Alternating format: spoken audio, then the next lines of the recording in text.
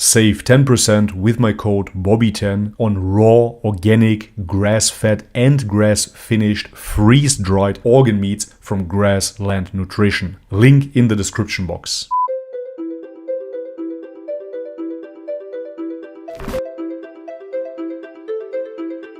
Alright guys, welcome back to the channel. If you're new, my name is Bobby. Guys, we're gonna revisit the CJ Werleman show today with his just uploaded video, Unstoppable Rise of Islam in Unexpected Places. So I really enjoyed his coverage on the Football World Cup and how Islam was the actual winner. Therefore, I'm really curious to see what CJ Werleman means with the unstoppable rise of Islam in unexpected places. With no further ado, let's have a look.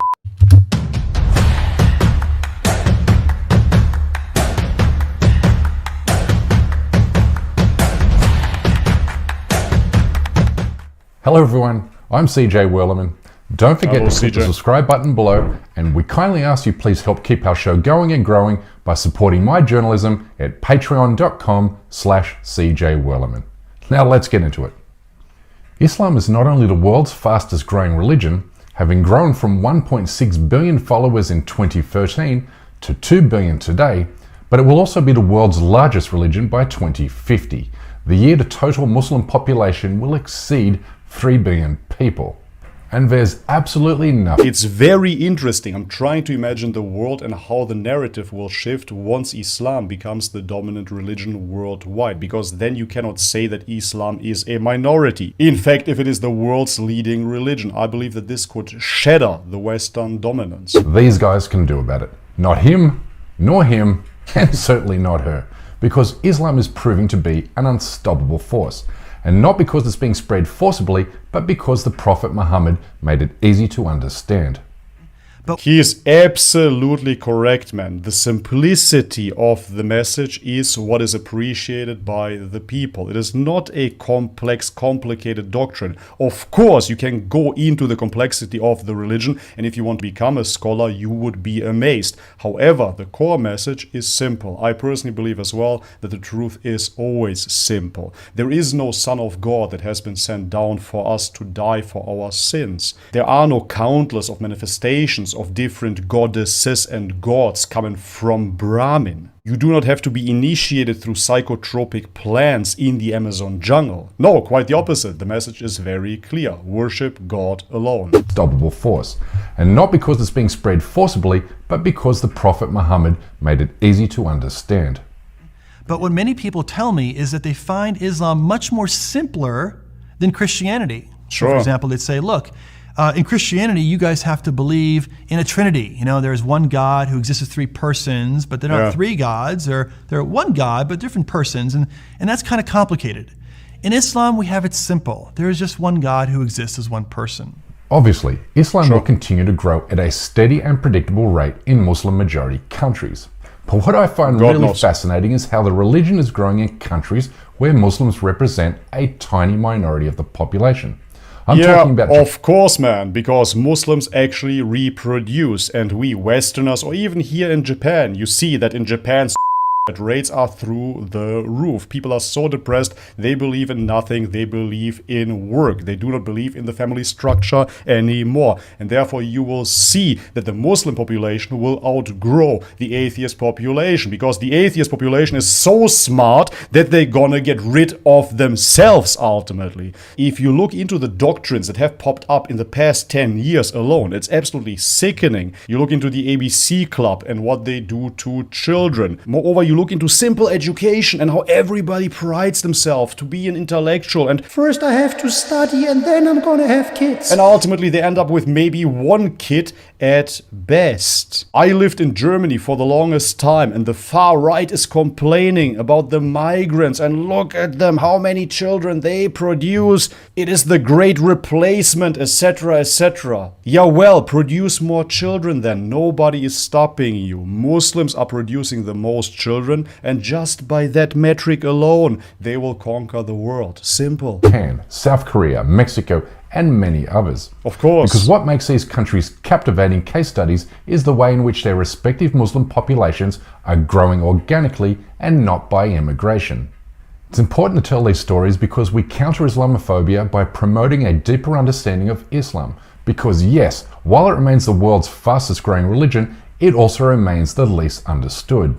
100%. But we start with South Korea, where the Muslim population has grown to 200,000, which is a remarkable achievement, given Islam was banned in the country until as recently as 1910, when Korea pursued an isolationist policy.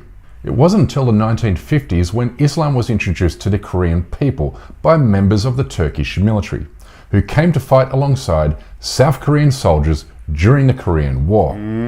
They asked to help us again in Korea. We go to help you, of course. I'm 88, but that's what we like to do. I mean, how can anybody not love that guy? Well, South Koreans love him too, as they do all Turkish people, which is why the two countries have forged an incredibly close bond over the past 70 years. Wow. This relationship has allowed Islam to flourish. Watch this Korean woman explain how she became a Muslim. 근데 제가 막 공부를 하면서 아랍 역사를 공부하다 보니까 자연스럽게 이슬람 역사까지 이렇게 알게 됐거든요. 근데 당시에 좋은 책이 별로 없어서 공부하는데 꽤 애를 먹었었어요. 뭐 인터넷을 뒤져도 한국어로 된 좋은 정보 같은 것도 별로 없었고, 그래서 이슬람 성원에도 이제 제가 많이 방문하고 그러면서 무슬림들하고 교류도 하고 그렇게 이슬람에 대해서 좀 알게 되는 계기가 되었죠. 네. Her story is typical of the Korean Muslim experience.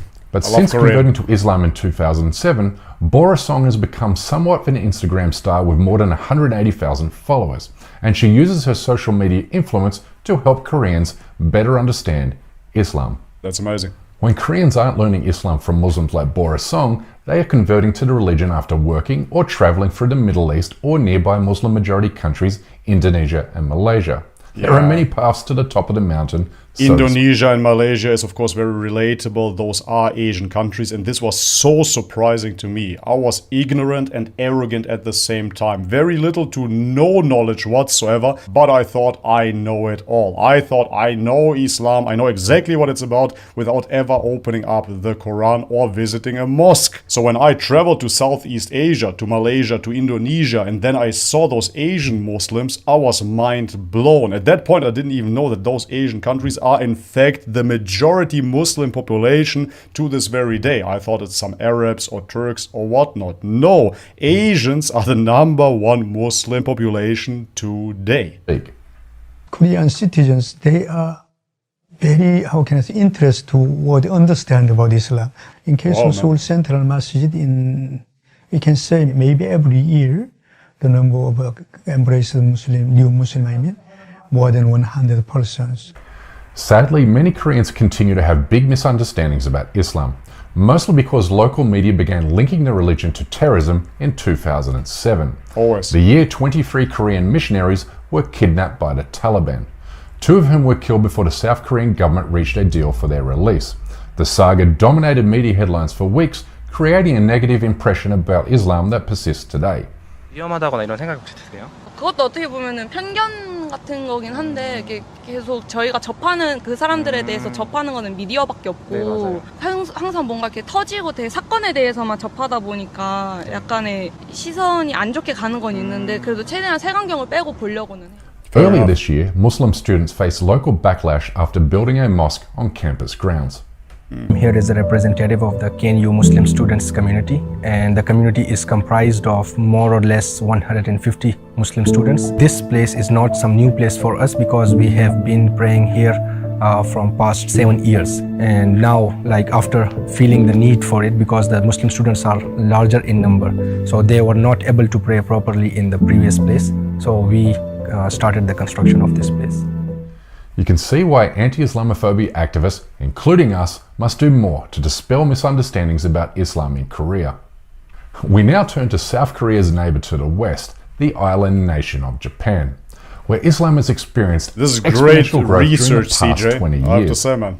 Amazing In fact, the total Muslim population in the Asian country has doubled in the past decade, from 110,000 in 2010 to 230,000 in 2019, with native Japanese converts accounting for roughly 25% of the Muslim population.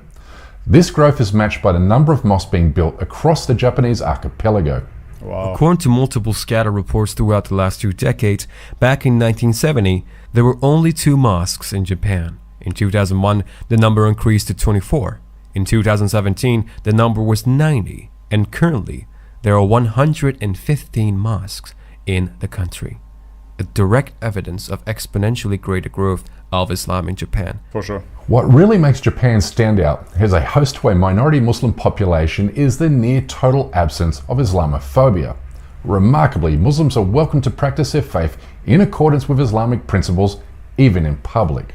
What most Muslims should know about life in Japan and living in Japan as a Muslim is that it's extremely comfortable to live as a Muslim, even more so than many Muslim countries. The reason I say that is because I don't see any restrictions on practicing my religion.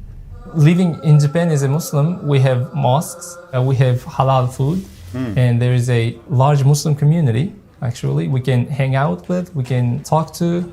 So I think we feel quite comfortable living in Japan. This is something that reminds me of an Islamic village that I just visited here in Thailand. I'm gonna make a separate video on that, guys, so I don't want to spoil it. However, what is so interesting to me is that Muslims keep their tradition. They keep the dress code, they keep everything, their food, etc., etc. In the midst of the Thailand tourist and party scene, those people established their own Islamic town. And you can see the same thing here in Japan. At first glance, you would never believe that this here is in Japan. This is such a great testament to that Islam never changes. Living in Japan as a Muslim. Our final stop on this short tour around the world is Mexico, where the Muslim population has grown from 50,000 in the early 1990s to 120,000 today, which is astonishing in such a devoutly conservative Christian country. Curious? It is astonishing on the one hand, but on the other hand, Christianity has been brought to Mexico. It has been brought to South America. So before that, they weren't Christians. They were something that the Europeans would classify as pagans. They had their own medicinal healers, etc., etc. So therefore, in our time frame, this seems extremely surprising. But on the other hand, in the long scheme of things, this is a natural development. Even you, CJ, you're from Australia. You know for sure that Australia was very, very different before it got colonized and became a somewhat Christian country. So if we take our distance and look at it objectively, it's not surprising after all. The village of San Cristobal in the state of Chiapas has been home to a Muslim majority since a Spanish Muslim missionary visited there in 1994. Lo único que recuerdo fue como este centro que tenemos aquí, estaban sentados en el suelo y estaban cantando algo que yo pues prácticamente no entendía. Y eso fue lo que me llamó la atención. Invité a mi papá, mi mamá, mis tíos, primos, abuelos, gente que conozco de infancia, los llevé y afortunadamente pues todos se hicieron musulmanes y ahí es donde empezó a crecer la comunidad. Today, Islam has not only become the fastest growing religion in Mexico, but also the fastest growing among Latin American migrants in the United States. A lot of their values tend to be conservative values. They have a high respect for Jesus, who, you know, we say is a prophet in Islam. They have a high respect for the mother of Jesus, for Mary. So there's that kind of connection with the religion and the idea of God and also love for God. Notably, Islam offers Latin Americans a cultural familiarity that stretches back to the Moors in Spain. Latinos soon reconnect with a hidden past. They say, Islam is not really that foreign to us. Islam is us, is part of us. 4,000 words from Spanish come from Arabic. Camisa, pantalón, tomate, ensalada. Muslims in Mexico still face discrimination, however, because of the way in which North American media has linked Islam with terrorism. Of course. But to overcome these misconceptions, Latino Muslim organizations have launched a number of initiatives aimed to promoting a better understanding of Islam among the majority Christian population, with groups such as Islam in Spanish coordinating mosque tours and the like, all of which is helping to break down barriers and counter Islamophobia. As you can see, Islam continues to grow rapidly and in unexpected places. Alright guys, and this is it for today's video. CJ knocked it out of the ballpark yet again. Fantastically researched video, absolutely beautifully put together. Extensive material gathered here to show the different cultures that embraced Islam and how the population is growing. After watching this video as a non-Muslim, I'm really not wondering if, but when CJ will finally revert. Alright guys, but this is it for today's video. If you liked it, leave it a thumbs up. If you haven't subscribed already, guys, please do so. And if you want to support my channel via Patreon, all the links are in the description box below. Thank you so much for your ongoing support, guys. As always, much love and peace.